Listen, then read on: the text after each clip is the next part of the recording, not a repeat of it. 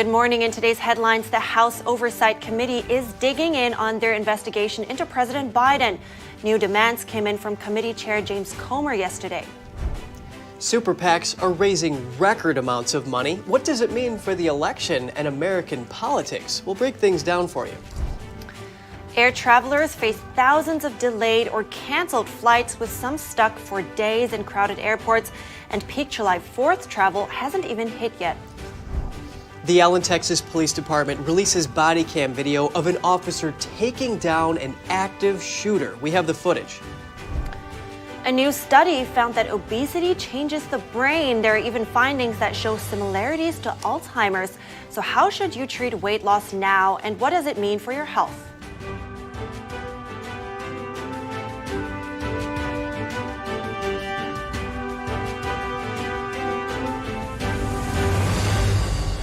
Good morning. Welcome to NTD. I'm Kevin Hogan. Good morning. I'm Evelyn Lee. Today is Thursday, June 29th. Evelyn, a lot going on today. Human remains were recovered from the week-long search of the Titan submersible. What a tragedy. Yeah, and we will bring in an expert to speak about super PACs and their influence. Oh yeah, I'm looking forward to that interview you have. And you know, the Oversight Committee's request is big because not only does it address whether President Biden is compromised, but it also seeks to make corruption laws stronger going forward. But pundits do say that it's based on secondhand allegations from a single source and that it's being hyped. Yeah, a lot of chatter going on. Now, keep in mind, AG Barr's DOJ had these allegations and seemingly did nothing with them. It all comes down to the questions of whether the Justice Department has a double standard in the way it handles the Bidens and former President Trump. That's a good point there, but hey, my birthday's coming up and so is the country's. Let's talk about it. Yeah, a lot of reason to celebrate, and we're close to the holiday weekend, which also means busy travel. With the recent chaos, nearly 3,000 flight delays and over 800 cancellations, NTD's Daniel Monahan has more on stranded travelers stuck in the mud of air transport gridlock. The mind-numbing waiting game of travelers trapped under the fluorescent lamps of airport waiting lounges. An ominous sign heading into the long July 4th holiday weekend. One that is shaping up as the biggest test yet for airlines struggling to keep pace with surging passenger numbers. Mrs. Lee arrived in Chicago on Tuesday from Iceland. She's trying to get home to Los Angeles, but her flight never arrived, and she was forced to spend a night in a hotel. I mean, that's a stressful, you want to be home, after your travel. It was a very nice memory. Facing another 2-hour delay and unsure whether her plane will show, Lee is ready to leave all the traveling behind for a while. Home is the best. Tia Hudson has been stranded for days. I missed the wedding. I missed the wedding Sunday. Whose wedding was it? My mom. I'm so sorry. Hudson's trying to get to New Orleans, but canceled flights are just part of the problem. And they lost my luggage. They told me my luggage was in Dallas, Texas. Diane Brown and husband Bill have been delayed for 2 days. Their destination, Florida. Disaster. But everybody's calm, I think, which is a good thing. They keep canceling everything. Brown says there are simply no flights. Sana Everskog should have been on a flight to sunny Guatemala 24 hours ago. But from what I've seen, people have been really calm and nice about it. But I think people are tired. And staff, super tired as well. Huge crowds, bad weather, airline crews unable to reach their scheduling offices have all contributed to the mess. The number of air travelers could set a pandemic-era record over the holiday weekend. The FAA expects Thursday to be the busiest, with more than 52,000 total flights. Daniel Monahan, NTD News. Smoke from raging Canadian wildfires is wreaking havoc on broad swaths of the U.S. Yeah, I remember when New York got hit so hard, it was just like you couldn't even see. Now, air quality has taken a serious blow, even pushing one city into the hazardous zone. NTD's Daniel Monahan again has more on the silent but deadly border breach. Hazy, smoke-filled skies hovered Wednesday over the Midwest and East. Millions of Americans were urged to limit outdoor activities. Wildfire smoke is linked to higher rates of heart attacks and strokes, and more emergency room visits for respiratory conditions. Much of the Midwest was under an air quality alert, expected to last into Thursday or longer. The EPA even put Detroit in the hazardous range, while Chicago, Indianapolis, and Pittsburgh all have very unhealthy air. Air quality alerts triggered by drifting smoke were also in effect for New York, Pennsylvania, and Washington, D.C. In total, more than 100 million Americans were dealing with poor air quality by Wednesday afternoon. Canada is wrestling with its worst ever start to wildfire season. On Wednesday, there were nearly 500 active blazes, about half of which were out of control, spread from the Pacific to the Atlantic coasts. Toronto had the worst air of all major cities in the world on Wednesday afternoon. 87-year-old Toronto resident Mr. Thacker says he doesn't go out unless he has to. But I had today doctor's appointment, so I had to go out. Juliet Young says she's lived in Toronto for 47 years. This is the most polluted time, so it's becoming worse. Nearly 20 million acres have burned down so far. Daniel Monahan, NTD News. House Oversight Committee Chairman James Comer is digging in on his investigation into President Biden and his business dealings. Comer demanded yesterday that the Treasury Department hand over reports related to an alleged bribery scheme involving Biden and a Ukrainian energy firm.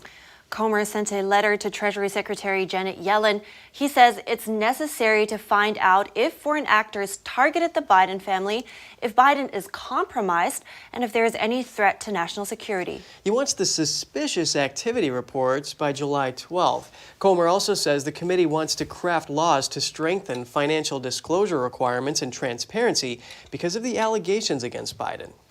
Election Watch is filing a complaint with the Federal Election Commission over alleged Chinese ties to ActBlue. ActBlue is a nonprofit that helps facilitate donations to Democrat candidates. That's over discrepancies and alleged fraud concerning ActBlue. Election Watch found many ActBlue donations have gone through the names and home addresses of elderly Americans, apparently without their knowledge. Here's what independent journalist James O'Keefe had to say about the lawsuit. Now, included in that lawsuit will be evidence that over 60% of the money involved in this is apparently coming from China. ActBlue is feeding a lot of money to other PACs like Emily's List, Color of Change PAC, just to name a few. Much of this information, through Election Watch, came from internet tracing, internet traffic patterns, looking at where the transactions are coming from and where they're going to. O'Keefe says the lawsuit also brings up receipts of large money transfers through banks and debit card processors. Election Watch plans to file a lawsuit after waiting the required 120-day period. And talking about money in elections, super PAC spending is surging right now, and it's been growing every year. According to Politico, they've already spent more than $14 million in the primary, while it was just a bit under $1 million at the same time in 2015. So what are super PACs and what is the issue here? We're bringing in Raven Harrison to discuss this. She's a political strategist and a former congressional candidate. Good morning, Raven. Let's start at the beginning of this. Just very quickly, can you give us an idea why super PACs were even created with regular political action committees around as well? What was the need there? Well, good morning. I would say that super PACs, the way to understand it is they are political action committees that are allowed to raise unlimited funds. So when you have at the federal level $3,000, $5,000 limits for individual contributions to a candidate's campaign, super PACs have kind of stepped in to fill in the gap so they can raise unlimited funds. And these campaigns are getting more and more expensive and they're going longer. It's created a perpetual campaign season. Right. Now, and with that, what is the dynamic that super PACs create? Like you mentioned, the big money involved and the amount that's being raised every year. So how does a candidate basically assure they can keep up with the spending level of their opponent through super PACs? Well, super PACs came around in 2010, and they're not going anywhere anytime soon. They are the lifeblood. Money is the lifeblood of a political campaign. So they've made it that they're so integral that there's really no way for a candidate to have a viable, robust campaign without having an affiliation with a super PAC. They are literally tied into fundraising. They are tied into door knocking, canvassing for voters. So in layman terms, you will not only make it to the dance, if you don't have a super PAC, you won't even be able to hear the music. This even comes down to candidates being able to make the debate stage, and it's poised to spend billions of dollars in 2024 for the presidential election. And what about the dynamic? What, candidates tapping into those resources and super PACs, they probably, what are their interests here? How does that go together? Well, they almost don't. So when the candidate has to have the backing of a super PAC, and you're talking to the tunes of hundreds of millions of dollars. So Future Forward is a super PAC that was put together to go against President Trump. Over $111 million spent. And on the Republican side, $231 million spent to get to these. So basically what it is, it's really just a way of controlling the dynamic of these campaigns. In theory, with the super PAC, the candidates are not able to interact with this PAC. However, that kind of money, $81 million spent in losing campaigns to get jobs that pay anywhere from $175,000 to $275,000 a year, are creating multimillionaires and people beholden to corporate interests. Who are those big donors for super PACs? Well, that is the issue right there. So most times they are corporations. You have Blackstone tied to some of these super PACs, but what you then give rise to is something that's called dark money, which is where the donors become anonymous and obscured, which is something that people are fighting about now in the political scape, because it basically means you don't know who has bought and paid for your candidate, but they are essential in this election cycle and have been since 2010. Well, so this is an issue at the forefront, and many criticize the FEC for not enforcing the law properly. Why do you think there isn't more done about it?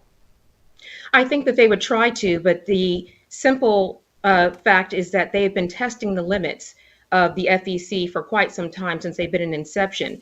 I mean, you have these PACs, for instance, one which controlled by Mitch McConnell, who is the leader in the Senate, but it is designed to decide which candidates are able to even make it to the debates, make it to the party, and they are really brazen now in their attempt to test the limits of the FCC. Thank you so much for breaking things down for us here. Raven Harrison, I appreciate your time today. Thank you so much. Stay tuned for more coverage. The Chinese spy balloon that traversed the U.S. was carrying some U.S. tech. Preliminary findings disprove the Chinese regime's claims of it being a weather balloon. We have the details. And tradition and religious beliefs collide with so-called progressive ideas. NTD speaks with Rabbi Yaakov Menken on the struggle to hold ground in the face of mounting attacks.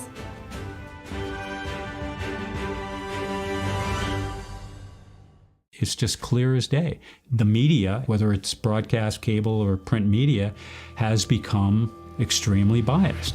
And I started looking online for alternative ways to get information. And I saw an ad for a free trial.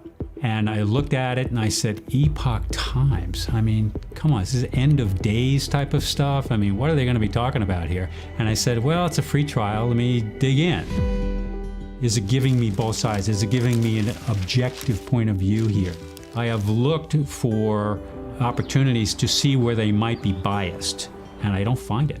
It has given me a level of trust in media that I didn't think I'd ever get back. I love the Epoch Times because it has renewed my faith in the idea that a reliable, responsible, non-biased source of information is available. And I can say that I love it because of that. Looking for a healthy and smooth-tasting brew? Drop by Days Coffee Roasters today and explore our wide selection of specialty-grade, small-batch roasted coffee. Home to North America's first enzyme-fermented coffee, we source a wide selection of specialty-grade coffee beans from around the world, and our baristas are ready to craft your customized brew. Visit Days Coffee at 28 North Street, Middletown, New York. Come experience a brew like no other. It's all good, baby. Is it really all good? If you love me enough to routinely test your handyman skills, not to mention the strength of your marriage, then of course you'll visit nhtsa.gov/the-right-seat to make sure I'm in the right car seat. Award-winning filmmakers Stephen Barber and Matthew Housley, along with producer Tamara Henry, bring you the world's most dangerous paper route. Never-before-seen images from legendary Stars and Stripes military newspaper. Don't worry about the bullet with your name on it. Worry about those flying around that say to whom it may concern. I was a member of the West Point class of 1974. Stars and Stripes was part of our daily existence. In a way, the hometown newspaper of the U.S. military. I think it's the most important newspaper in the world. I had a choice between going to Armed Forces Network or to Stars and Stripes, and I picked Stars and Stripes. Join Vanilla Fire Productions as they head downrange to Afghanistan, Iraq, and Kuwait to follow the world's most dangerous paper route. These people put their lives on the line continuously.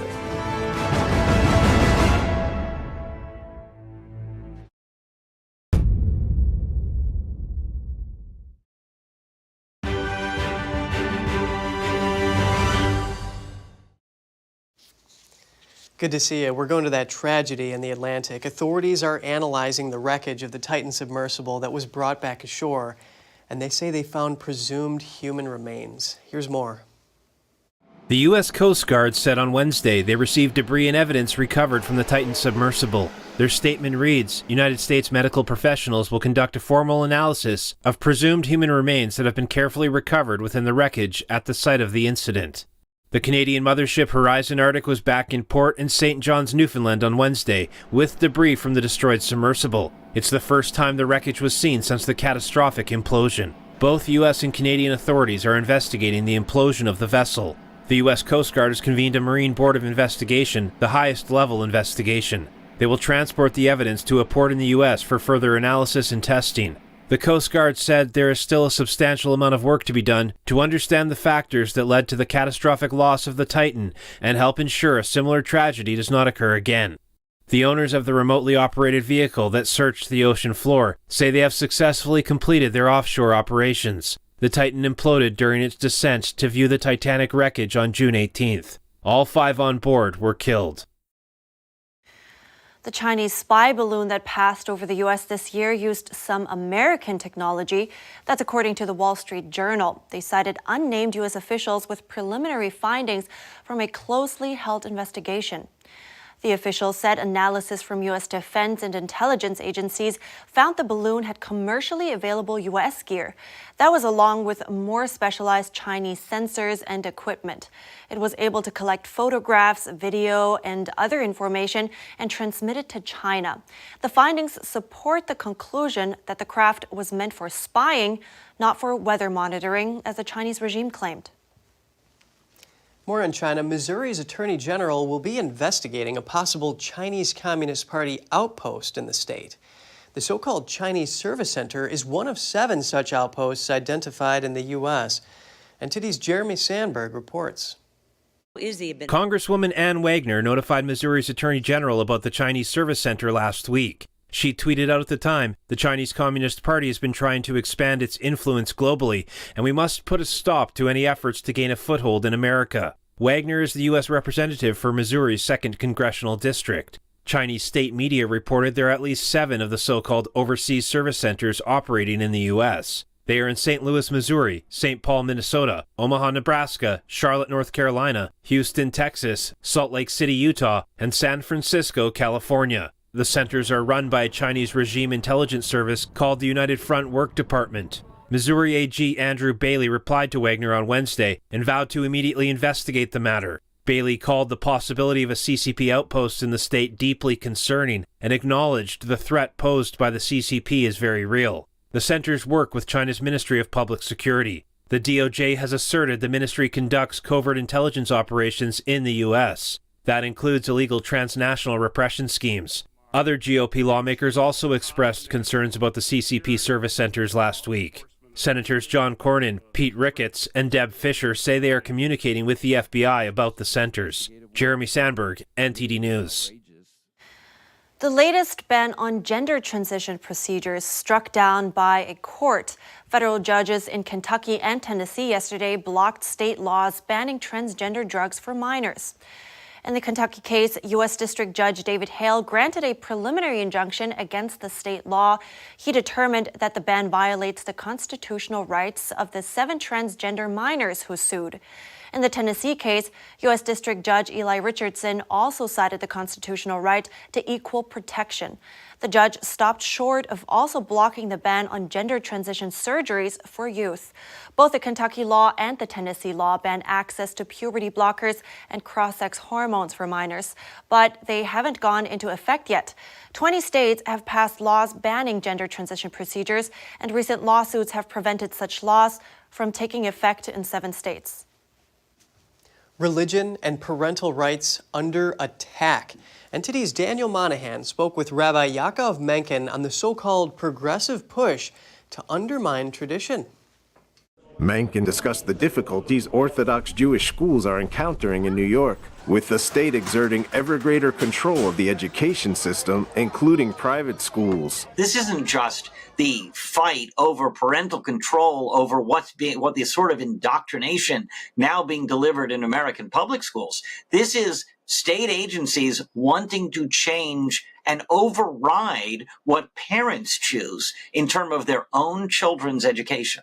The rabbi says the state is turning the screw through increasingly stricter hour requirements, even for elective subjects, but believes the true target is not the mind, but the soul. They want to limit the amount of religious education, dilute the religious education, make sure people focus on other things than their religious education. It's a fundamental value of ours that teaching religion specifically, to your children is a biblical obligation. According to Menken, not just parental rights are under attack in America, but religion itself at a level never seen before. People are being called hateful, bigoted, and phobic for simply observing the same biblical laws that they've been following for generation after generation. We have, in particular, for thousands of years. Menken says the conflict is being driven by a so-called woke movement that carelessly tosses around labels like hateful and bad for everything that came before it. The United States was not created by people seeking liberty. On the contrary, it was created by people who wanted to own slaves. You know, that sort of thing, going back to the very beginning of America, saying that it was hateful, when, in fact, you look at the Founding Fathers and what they wanted to create in this new country, it was an obvious step up. It was real progress. But Menken says such movements have no interest in progress. Their true desire is to tear down what America already has. I think there's a lot of funding for this coming from outside of America. I think the Chinese and the Russians should be very delighted to watch American values and American liberties get torn down, and just America get weakened in general. The clash between Jewish tradition and modern culture has recently played out in the courtroom. New York's Yeshiva University has been engaged in an ongoing legal battle for refusing to recognize a campus LGBT group. It says doing so would infringe on its religious beliefs. Daniel Monahan, NTD News. 80% of American voters believe human trafficking is a major problem and we're not doing enough to fix it. That's according to a new poll. Just how bad is the situation and what can you do to help? NTD's Faye Corder brings us the story. The vast majority of American voters say the human trafficking crisis is a major problem and that not enough is being done to fight it. Human trafficking refers to trading human beings, often using them for forced labor and sexual exploitation. That may look like a young girl from Guatemala is told that she's being offered a job opportunity to come to the United States with a visa, maybe to work as a nanny or to work in a restaurant or to work for a company. But upon arrival, she realizes that she's actually going to be forced into prostitution. That's the prototypical scenario. Kate Lincoln Goldfinch is an immigration lawyer who helps trafficked victims. She says the victims lose their liberty. They may have their passports taken away from them, and they may be forced to work long hours. They think that if they run away, they will be captured and harmed, or their families being threatened. A lot of people know that their captors know exactly where their children are. The State Department estimates between 15,000 and 50,000 women and girls are trafficked every year. Worldwide, human trafficking is the fastest growing crime. Some of the reasons include high profits, high demand, and low risk. The COVID pandemic made it grow even more. In some countries, they saw a 5,000% increase in reported crimes. And in the United States, trafficking looks different than what it looks like overseas. Overseas, it's very dark, right? You see kids in cages. In the United States, you see it as prostitution. Austin Shamlin is the CEO of the Traverse Project, which identifies, maps, and disrupts trafficking networks internationally. He says trafficking is hard to fight because the laws are unclear. For the United States law enforcement to prosecute a case, they have to find a nexus back to the United States. And a lot of what I refer to as producer countries, a country that would produce a victim of trafficking, their laws haven't caught up. And it's just kind of a way of life in some of these countries. If you're a trafficking victim, survivor, or witness, or you think you have a tip regarding human trafficking, you can call the National Human Trafficking Hotline at 1-888-373-7888. This is a 24/7 hotline funded by the U.S. Department of Health and Human Services. Hotline staff can immediately help survivors with their situation. Faye Quarter, NTD News. In the United States, human trafficking really is a very significant issue. All 50 states have reported cases. It's hard to estimate the exact scope of the problem. These human traffickers want to be as secretive as possible. They don't report numbers. The numbers we do have, which is 15 to 50,000 women a year, are likely lower than the real number. And if you want to help solve the problem, it's very likely there are local organizations near you that are dedicated to fighting trafficking. You can quickly find them on a Google search, and then you can call them and ask them what you can do. And coming up, we dig deeper into how Wagner's mutiny in Russia may have sent chills through Beijing.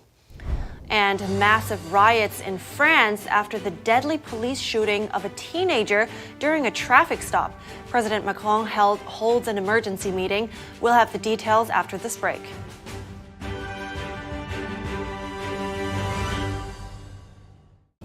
The stories that need to be told, the voices that need to be heard, the truth that you need to see. Get unbiased and in-depth news. Don't miss a beat. I'm Stephanie Cox. At NTD, we're here for you. What is China like really? Is it defined by its giant economy, an oppressive government, or its people? By the worst persecutors or the most courageous freedom fighters? We're lifting the veil to look at global impacts and how close the regime is to your doorstep. From eyewitnesses and analysts, get the facts. Here on China in Focus.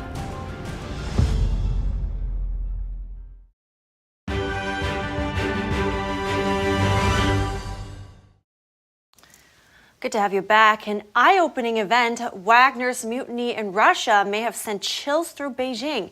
Though the incident faded quickly, analysts in China are left wondering, is Beijing too close to Russia? Just 3 months earlier, Chinese leader Xi Jinping told Putin about what he called changes not seen for 100 years, adding, quote, "We are the ones driving these changes together." Putin agreed. So how is last weekend's Wagner uprising exposing risks for China? Let's zoom in. China is Russia's top trading partner and closest ally. At the heart of their relations is a shared opposition to what they see as a world dominated by the United States and the expansion of the NATO military alliance that threatens their security. But the weekend uprising has unsettled Beijing's leadership, according to a top U.S. official on Monday. So this is something that for the Chinese side, this is of great concern because they have huge interests in upholding stable and predictable relations with Russia. They have economic interests, they have political interests, and they want to cooperate with Russia at the, for instance, in regional forums and at the multilateral level. While Chinese state-run media cheered Putin's swift efforts to stamp out the rebellion, even some in China, where critical speech is tightly controlled, have started to question Beijing's bet on Russia. So a stable Russia is really important for China. And now they saw that Putin might not be as stable as it appeared. Wen T-sung is a political scientist at the Australian National University. I think she likely still prefers Putin to the alternatives in Russian politics. But Beijing now has more reasons to have more reservations and to become more transactional in its dealings with Putin's Russia. China has sought to play down the weekend's events and voiced support for Moscow, with which it struck a no-limits partnership shortly before Russia invaded Ukraine. Moving over to Western Europe, French President Emmanuel Macron held a crisis meeting with senior ministers today. That's after riots spread across France over the deadly police shooting of a teenager during a traffic stop. At least 150 arrests were made in the violent protests. Here's the story. It was a rare criticism of law enforcement by the president, hours after the incident triggered unrest on Tuesday night. Prosecutors did not identify the victim, but according to a neighbor and acquaintance of the family, he came from an Algerian family and his first name was Nael. 31 people were arrested and dozens of cars were burned, mostly in Nanterre, Interior Minister Gérald Darmanin said. Prosecutors say the 17-year-old failed to comply with an order to stop his car. The officer fired and he subsequently died from his wounds. A video shared on social media, verified by Reuters, shows two police officers beside a car. One shoots as the driver pulls away. A homicide investigation has been opened. The two officers, aged between 38 and 40, were experienced, according to Darmanin. Paris Police Chief Laurent Nunez told BFM TV that the justice system would need to decide whether or not their actions were appropriate. Residents of the Paris suburb say they're saddened by the event. I can't understand it. Refusing a traffic stop. I mean, if you are stopped by police, just stop. It's always hard to lose a child, but I don't understand. It's tragic. We're still talking about human life. So I don't know. I'm saddened for the family. I think that starting a riot, like what happened yesterday, will not change things. We don't solve things by rioting. We should debate, talk and find common ground with the government regarding what's happening with the youth. Maybe find them jobs. There have been 2 fatal shootings during traffic stops in France so far in 2023. Now let's get to some headlines from around the world. Ukraine has arrested a man suspected of treason. He's accused of helping Russia carry out a missile strike on a busy restaurant. 12 people were killed in the attack. Officials say the man filmed cars with military license plates in the restaurant's parking lot and sent the footage to Russian special services. The UK is introducing a law today meant to stop British lawyers from advising Russian companies on certain business deals. That includes trade deals between global companies or international money lending. The move builds on existing sanctions imposed after the invasion of Ukraine last year. Leaders of the world's top central banks said in a meeting yesterday that further policy tightening will be needed to tame stubbornly high inflation, but they added they believe it can be achieved without triggering outright recessions. Federal Reserve Chairman Jerome Powell said consecutive interest rate hikes are still on the table. Turkey condemned a protest outside Stockholm's central mosque where a man tore up and burned a Koran. Swedish police initially granted permission for yesterday's protest, but later charged the man with agitation against an ethnic or national group. Demonstrations in Sweden have offended Turkey, whose backing the Nordic country needs to gain entry to NATO. Hey, Kevin, how would you feel if you suddenly turned a year younger? Okay, Evelyn, what are you trying to say? No, I'm just kidding. I am interested. Tell me more. So here's the thing. Starting yesterday, South Koreans did just that. New laws took effect that require using only the international method of counting age, replacing the country's traditional method. And here's how it works. This was how the traditional age system works. People are deemed to be a year old at birth, and a year is added every January 1st. Since the early 1960s, the country has used the international norm of calculating from 0 at birth and adding a year on every birthday for medical and legal documents. But many South Koreans continue to use the traditional method for everything else. Some, like Choi Hun-ji, are happy to be, quote, younger again. I'm supposed to be 30 next year in the traditional Korean age system, but with this new age system, I became 2 years younger. It's just great to feel like you're getting younger, and I feel a bit of distance from becoming 30.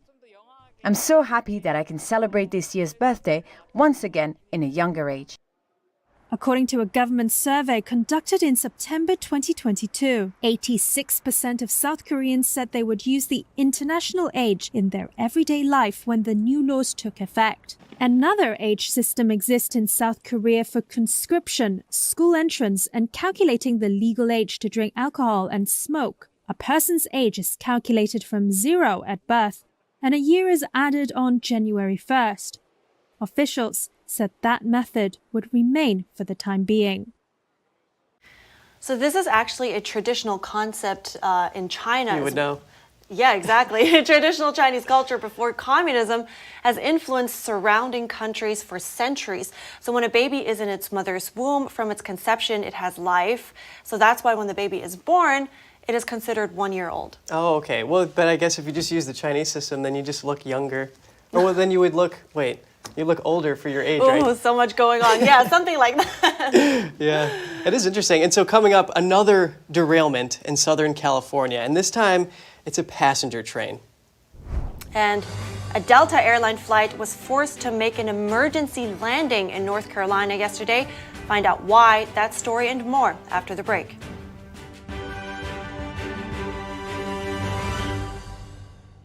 Shen Yun Creations, the streaming platform from Shen Yun, featuring world-class dance, past programs, and all original music.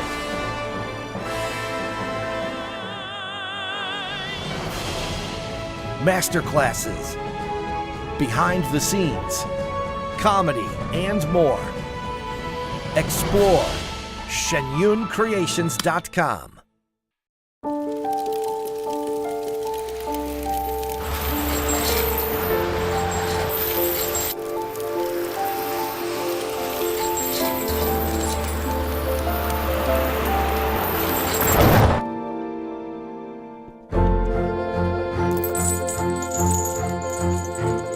Did you know dragging chains can spark a wildfire? Only you can prevent wildfires.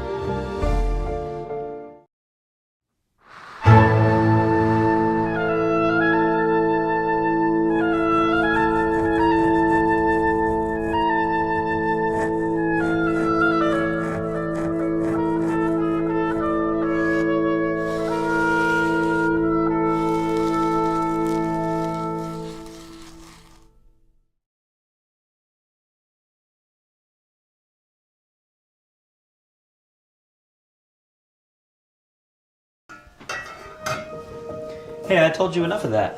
But look, this is different. It's Ganjing World.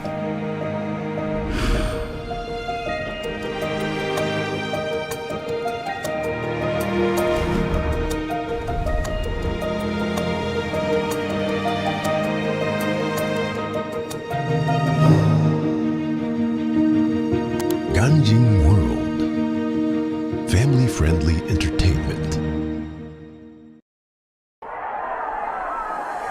There is a whole big cottage industry for racism. If racism went away, a lot of people would be unemployed. The mob during the Minneapolis riots following the death of George Floyd.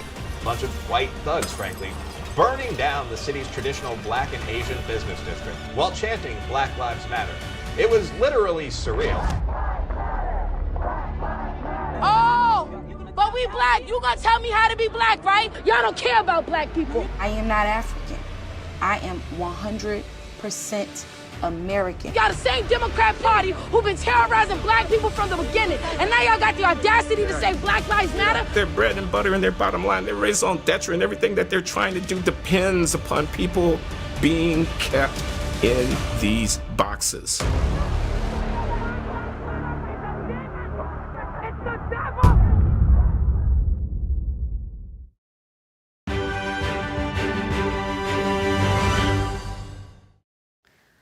Welcome back. Another train derailment. This time, it was an Amtrak passenger train in Southern California.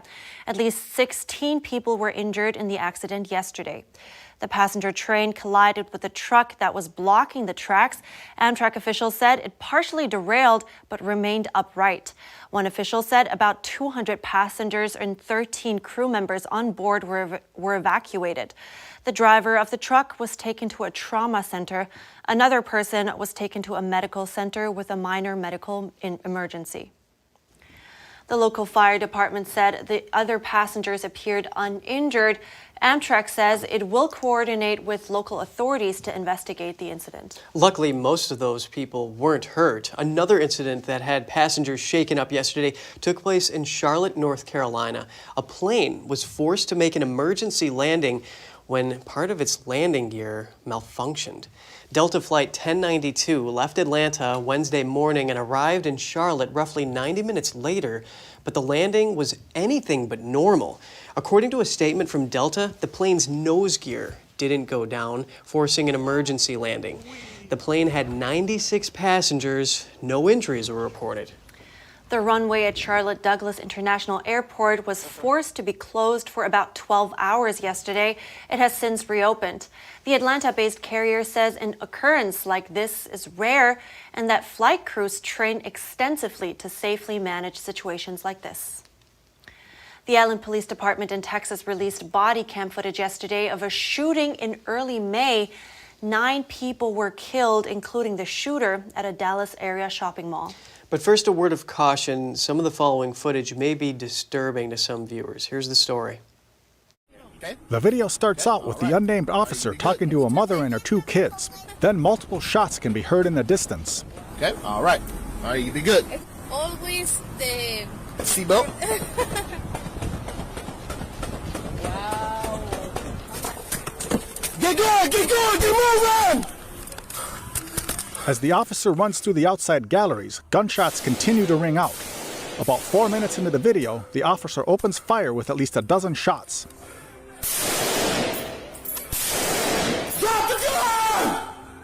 The officer then continues running toward the shooter.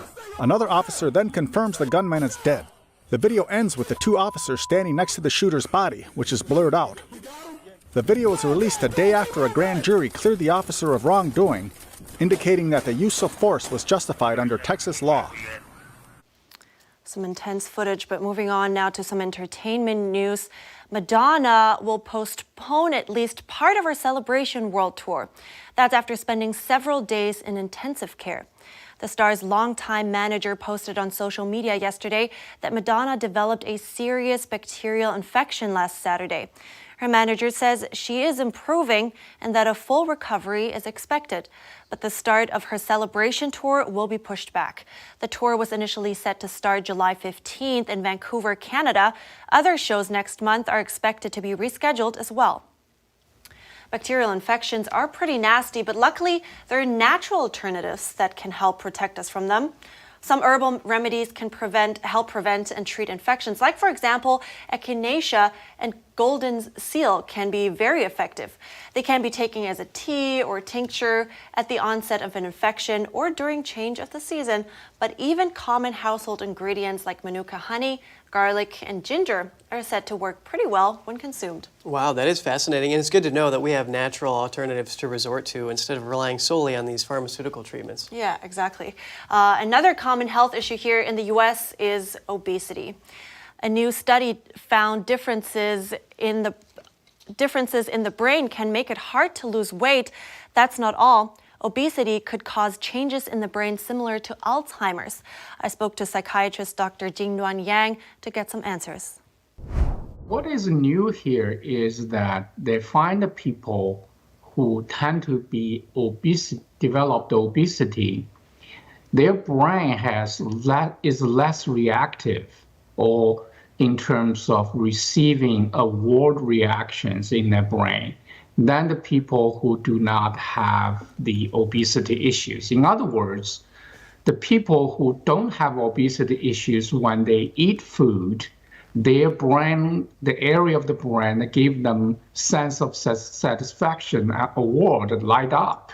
For the people who develop obesity, their brain reacted differently by not activating the part of the brain that gives them sense of satisfaction or reward. In this way, they don't get a sense of satisfaction or feel like they get enough pleasure from eating. So they keep eating more. Therefore, they begin to gain weight. So that's the biggest discovery in this study. These changes that you just mentioned, they come after people have developed obesity, or is that something people develop beforehand or even are born with? It is a very good question. This is simply what we observed at this point.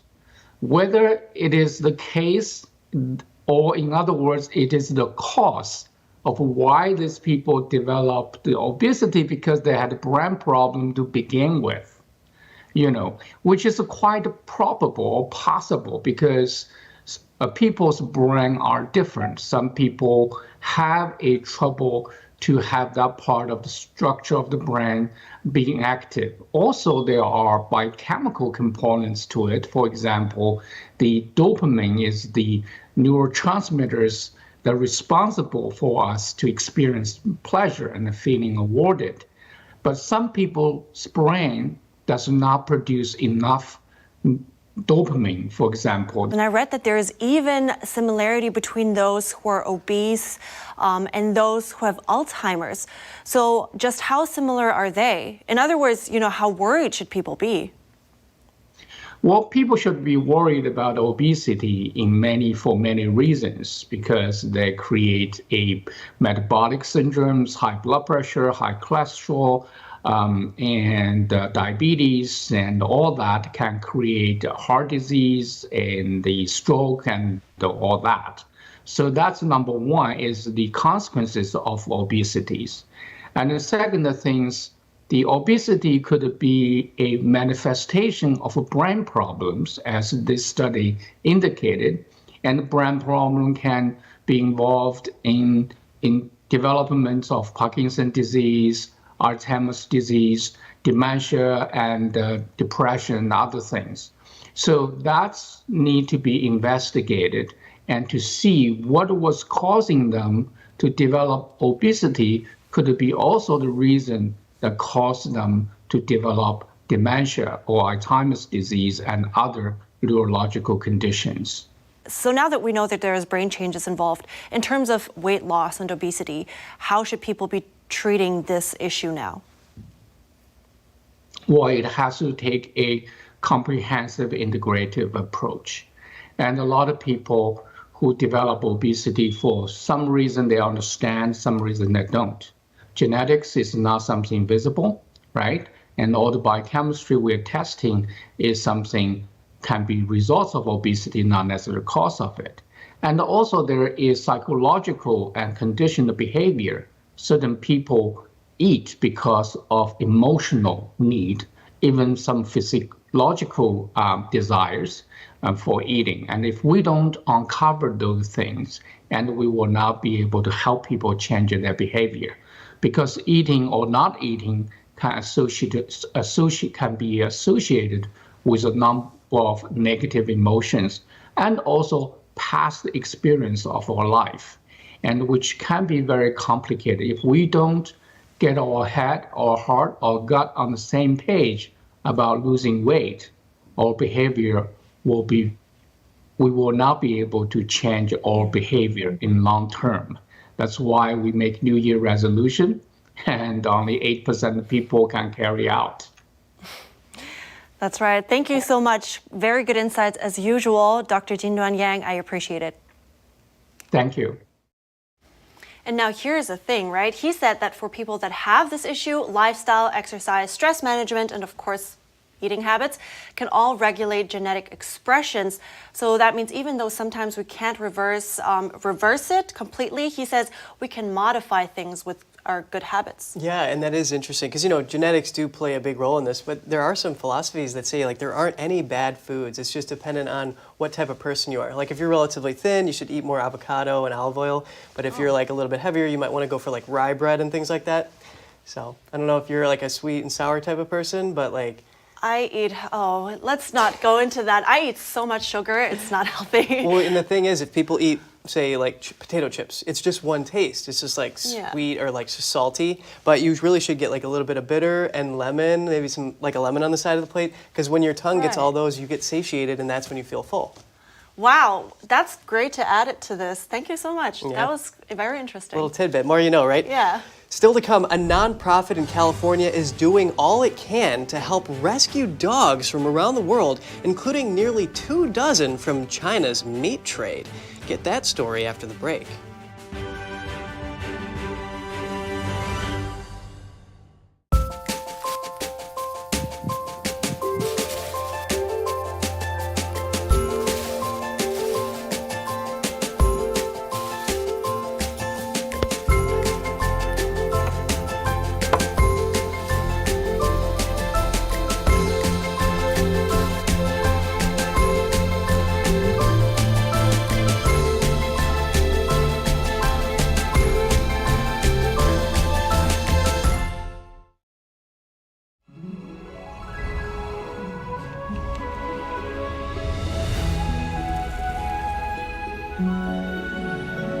Miss NTD, the first NTD Global Chinese Beauty Pageant.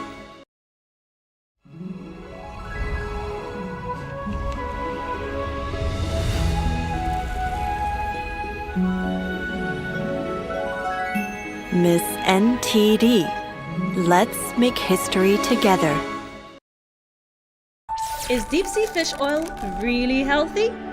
Due to pollution in the oceans, most fish contain heavy metal elements and radioactive substances.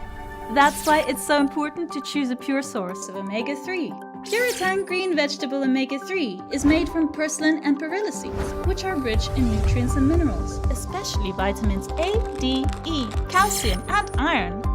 With natural processing and no harmful chemical additives, it has more than 90% concentration of omegas 3, 6, 7, and 9. It effectively improves brain power and is beneficial to the heart's health. Puritang omega-3 does not smell of fish and contains no pollutants, so both adults and children can safely and easily consume it over a long period of time. Puritang green vegetable omega-3, greener, healthier, and more effective. Visit puritang.com to learn more.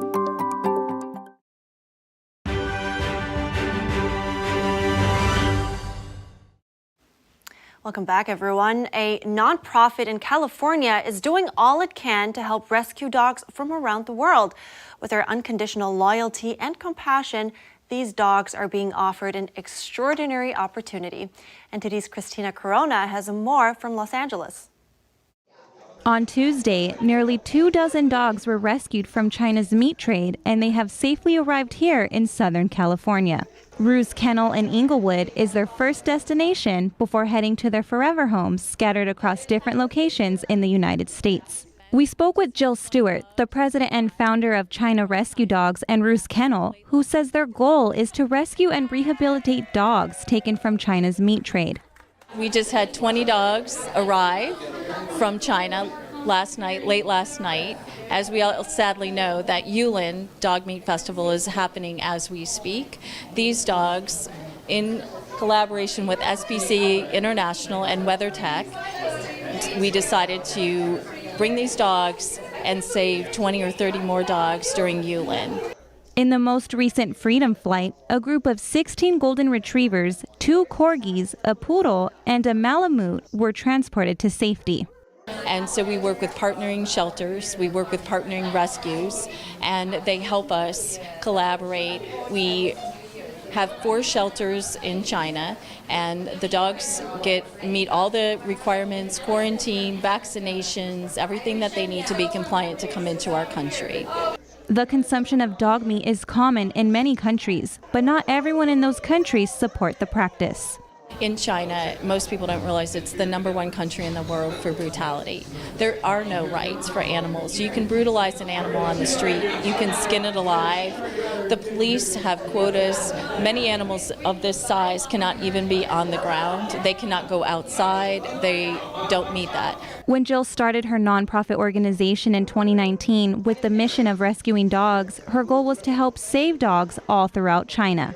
One lucky adopter got to meet her new furry friend on Tuesday. We spoke with Sue Grunfest, the founder of Love Dog Adventures Animal-Assisted Therapy Program, who drove from Las Vegas to pick up the latest addition to her family. So we're happy he made the long trip. I was very worried. Such a small dog to travel so many flights and so little. And I've been in touch with his contact in China all along the way. We have to send her pictures soon. She was very concerned for him and took very good care of him. We are so pleased with the care. Christina Corona, NTD News, Los Angeles.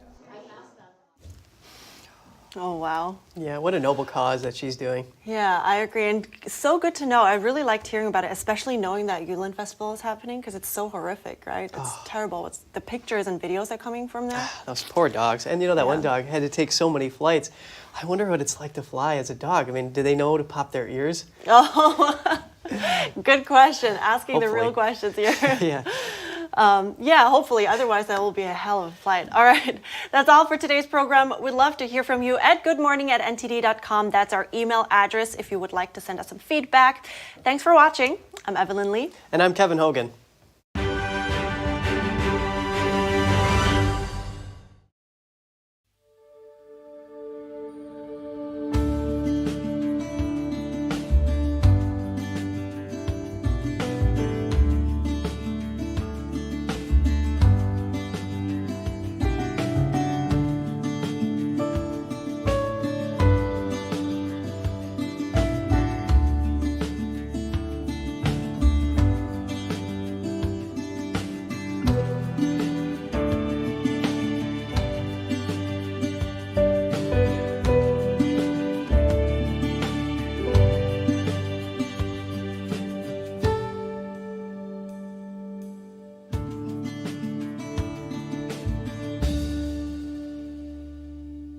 Thanks for watching us on YouTube. Did you know YouTube only keeps selected videos on its platform? So if you want to make sure you get the full picture, just subscribe to our newsletter. Go to newsletter.ntd.com and sign up. It's free.